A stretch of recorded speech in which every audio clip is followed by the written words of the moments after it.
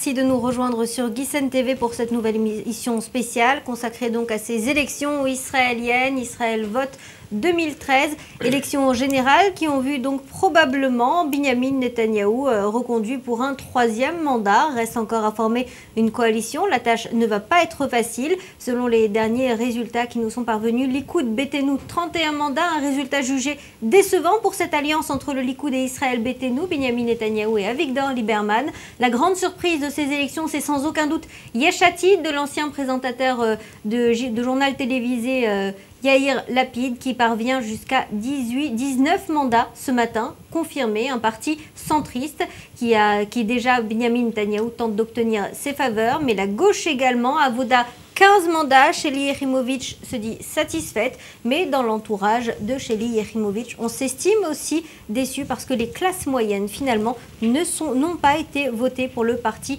travailliste et les questions sociales sont restées l'apanage et le succès de Yair Lapid. Nous recevons aujourd'hui pour un bilan diplomatique et politique Avi Pazner, porte-parole du gouvernement israélien, et Zvi Mazel, diplomate israélien et notamment ancien ambassadeur d'Israël en Égypte. Bonjour. Bonjour Myriam. Alors comment avez-vous trouvé cette campagne électorale? On la disait ennuyeuse, la soirée électorale, elle a été animée. Elle est très animée parce que comme d'habitude en Israël, il y a une surprise ou des surprises. Je ne me rappelle aucune élection israélienne où tout s'est passé comme il était prévu. Donc nous avons eu une surprise, nous avons vu le Likoud baisser plus que l'on ne l'attendait. Nous avons surtout vu la percée de Yair Lapid, qui est une percée admirable pour lui, parce que c'est quand même un homme sans aucune expérience politique qui est arrivé du journalisme à la politique et qui a reçu 19 mandats. On a également vu que le Parti travailliste n'avait pas réussi autant qu'il le voulait.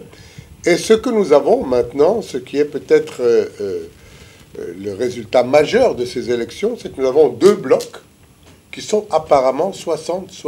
Alors justement, ça a été, Zimazel, la grande surprise de cette élection, ce fragile équilibre entre la droite et la gauche. Vous avez hier soir assisté à la publication des résultats entourés de diplomates et de journalistes. Quelles ont été les premières réactions?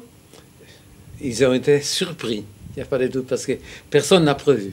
Toutes les études d'opinion qui ont été faites ont raté, complètement raté, et ça, il faut penser à cela. Mais il n'y a pas de doute que le peuple israélien a dit, nous voulons un certain changement. Nous voulons un changement vers le centre. Pas la gauche, mais plutôt vers le centre, n'est-ce pas? Et ce qui donne la possibilité, d'ailleurs, à Netanyahou de créer un gouvernement avec le centre. C'est possible encore, à condition que quelque chose change aussi dans le Likoud.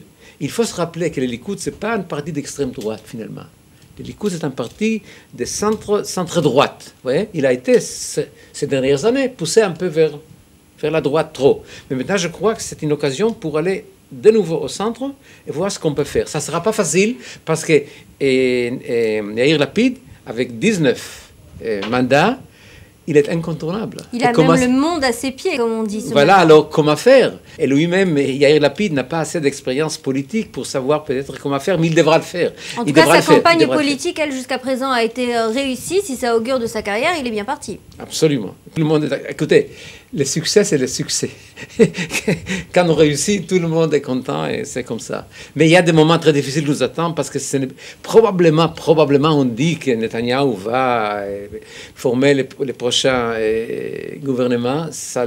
La mathématique est comme ça, mais ça va être compliqué. Alors, Binyamin Netanyahou à la tête du prochain gouvernement, s'allier avec la gauche, voire le centre, c'est un gage de stabilité, vous pensez, pour le Premier ministre aujourd'hui? Premièrement, quand vous dites gauche, je ne suis pas sûr que Binyamin Netanyahou va s'allier à la gauche. Ou que la gauche ne va s'allier à Netanyahou. Mathématiquement, c'est très simple. Mathématiquement, vous avez aujourd'hui 50 mandats à la Knesset qui sont ou du Likoud Beitenou et de Yesh Atid de Yair Lapid. C'est-à-dire, le noyau du gouvernement, il est là. Ok. Oui, oui. Et maintenant, la question de savoir qui mettre encore pour arriver à 65 ou 70 mandats. Si inviter le Chasse, si inviter Yair Bennett, si inviter Tzipi Livni, pas forcément la gauche. Mais moi, je crois personnellement, et je suis d'accord avec mon ami Zvi Mazel, ce ne sera pas facile de former un gouvernement pour Netanyahou.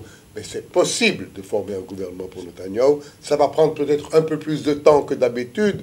Au lieu des 3 semaines, ça prendra encore 2 semaines, comme la loi lui accorde.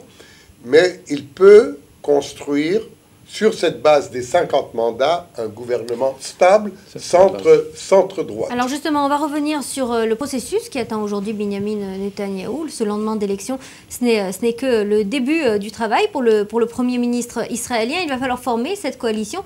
Et avant cela, ça va être le rôle clé de Shimon Peres qui va être mis en avant, le président de l'État. C'est lui qui va recommander finalement qui doit être le prochain chef de gouvernement. Comment est-ce que cela se passe? Oui, il n'y a pas une loi qui l'oblige à remettre la formation du gouvernement à quelqu'un, même au plus grand parti. C'est-à-dire, il y a certains partis qui forment un bloc peuvent recommander, n'est-ce pas, et dire que celui-là, Netanyahou ou Lapid ou Sheli, ont le plus de chances de former un gouvernement. Donc je crois que tous les partis politiques, tous les grands chefs, tous les grands partis vont participer dans cette pensée. Et il faudra voir encore quelques jours. C'est pas aussi définitif, parce que chaque parti doit prendre en considération avec qui il veut aller pour la coalition. Donc on ne sait pas encore qui sera demandé, n'est-ce pas, par Peres, bien que je suis d'accord avec notre ami, que Netanyahou. Alors justement, effectivement, le problème... J'aimerais ajouter quelque chose.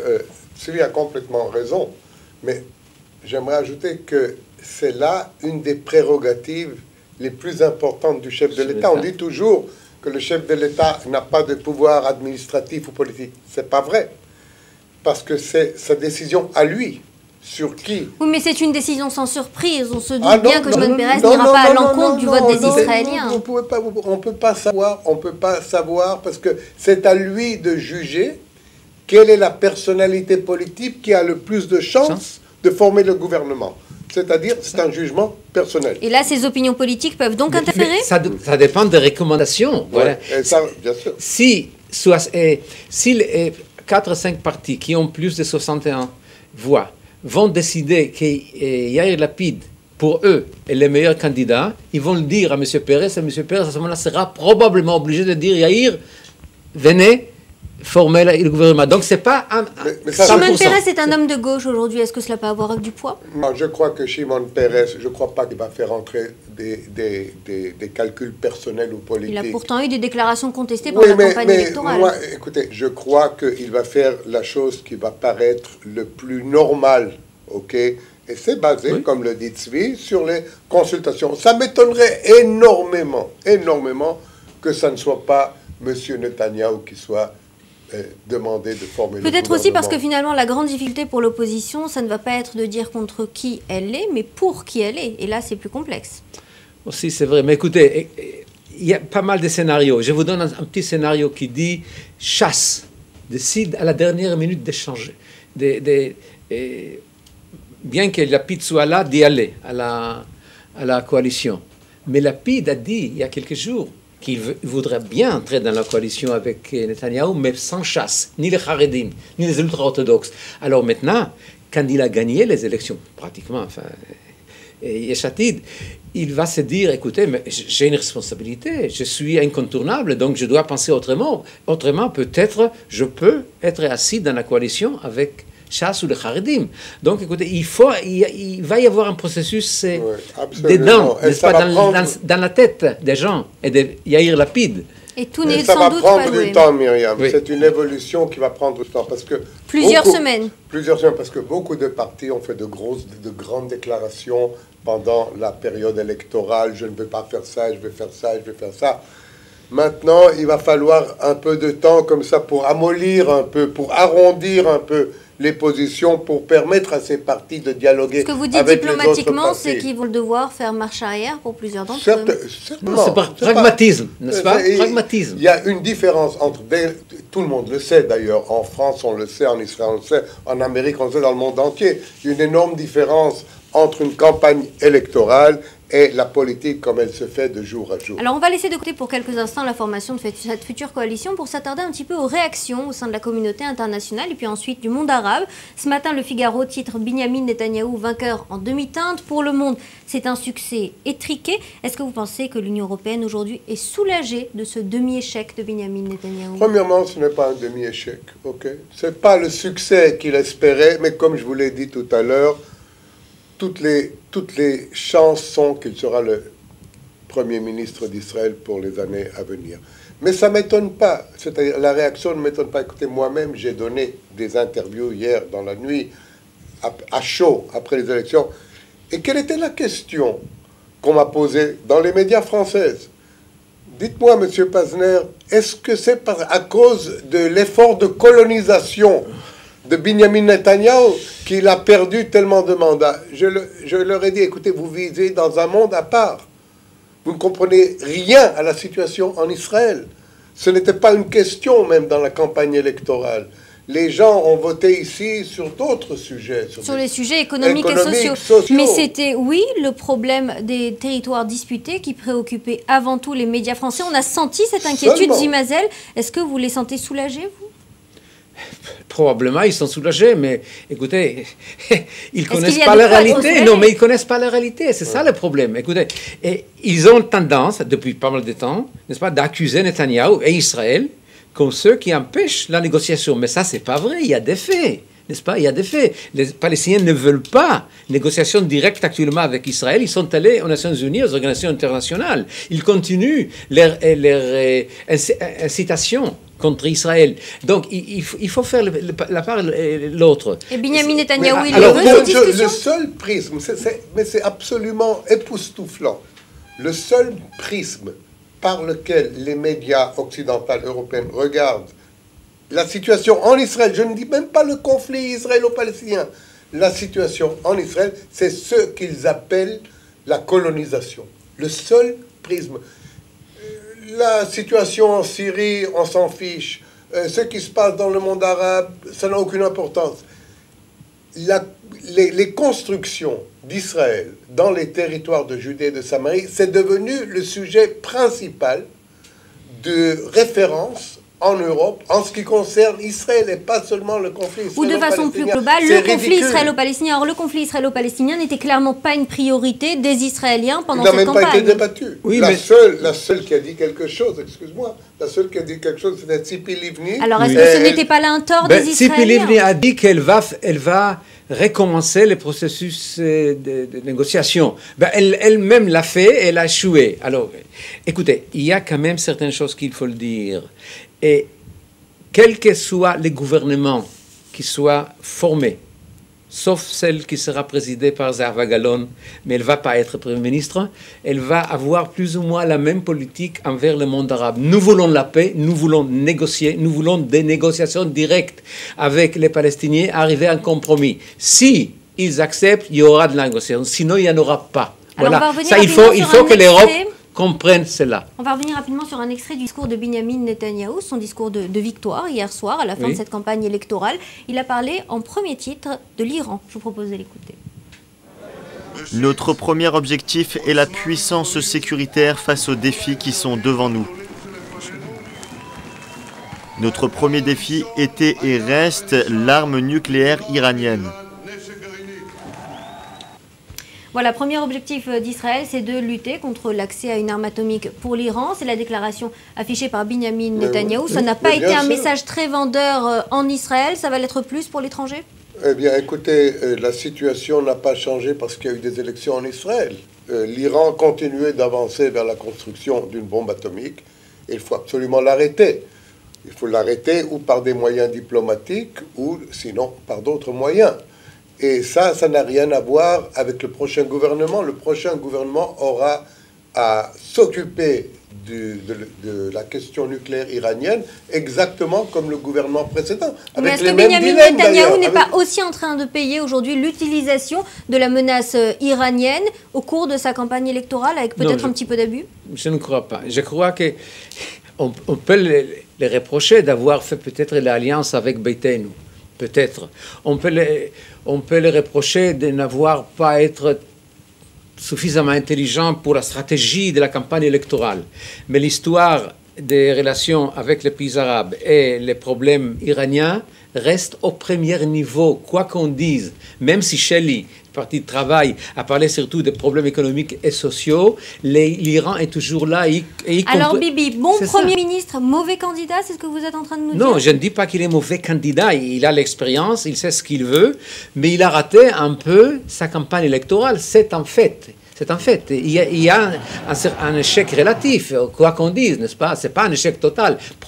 Peut-être il sera probablement le Premier ministre, mais il y a un problème. De toute façon, qu'est-ce qu'il a dit ici il y a quelques instants? Que les problèmes d'Iran restent là. Il faut la traiter. Il faudra la traiter cette année parce que probablement l'Iran va arriver au seuil nucléaire. Et puis après, il y a les Arabes palestiniens et tout ça. Il faut traiter. Mais comment traiter? Est-ce qu'il y a un changement dans le monde arabe? Il n'y a pas. Voilà. Alors effectivement, la menace nucléaire la menace nucléaire iranienne, il n'en est pas moins aujourd'hui, suscite un certain consensus en Israël. Tous les partis sont plus ou moins d'accord. Par contre, l'opposition a été très vive pour critiquer l'isolement d'Israël sur la scène médiatique et internationale sous la gouvernance de Binyamin Netanyahou. Oui. C'est un argument que vous recevez? Oui, ça c'est un argument que je reçois ces dernières semaines. Et ça fait partie, je crois, de la stratégie électorale du Likoud. Ces dernières semaines, le Likoud qui est allé à droite, c'est-à-dire de trois manières. Premièrement, en s'alliant avec Israël Beiteinu, qui est conçu à l'étranger. Lieberman est malheureusement pas bien vu en Europe. Souvent même considéré comme un leader d'extrême droite. Considéré, pas injustement, mais considéré de cette manière. Après, il y a eu l'accent mis sur les constructions, c'est-à-dire, c'est pas qu'on a construit, mais c'est les déclarations qui se sont suivies l'une après l'autre, on va construire là, on va construire là, on va construire là.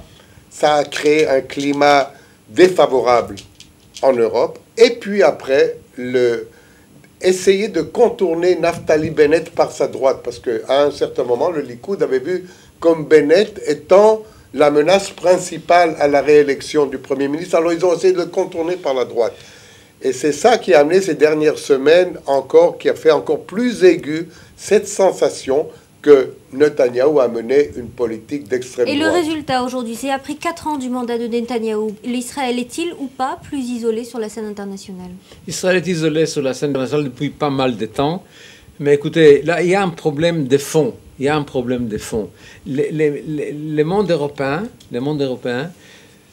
par probablement une certaine façon de penser qui va plutôt un peu vers la gauche, et droits de l'homme, et les pauvres, le tiers-monde, voient dans les Arabes des victimes. Alors que Israël est finalement le seul pays juif qui existe, un tout petit pays de 8 millions d'habitants, c'est un tout petit territoire, et on fait de nous un géant qui menace le monde arabe et le monde entier, l'appel du monde entier. Il y a quelque chose qui est déformé dans la vue des Européens. Il faut bien le dire et à haute voix. Ce n'est pas acceptable que les médias, les médias, la grande média européenne, à commencer par Le Monde, et aller par Corriere della Sera, El País et tout ça, sont toujours contre Israël. Ils ne parlent jamais avec l'empathie en ce qui concerne Israël. Dès qu'il y a un Palestinien ou un Arabe qui meurt, il parle d'une façon, oh là là, c'est terrible. Mais quand Israël est menacé depuis 8 ans ou 9 ans, et tout le sud d'Israël par les missiles de Hamas, de Gaza, personne ne dit rien.